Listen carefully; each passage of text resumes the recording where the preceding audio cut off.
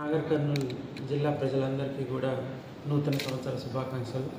ఈ నూతన సంవత్సరం సందర్భంగా జిల్లాలో ప్రజలందరూ కూడా సుఖ సంతోషాలతో నివసించాలని, అదేవిధంగా వాళ్ళకి అన్ని రకాలుగా మంచి జరగాలని కోరుకుంటున్నాను.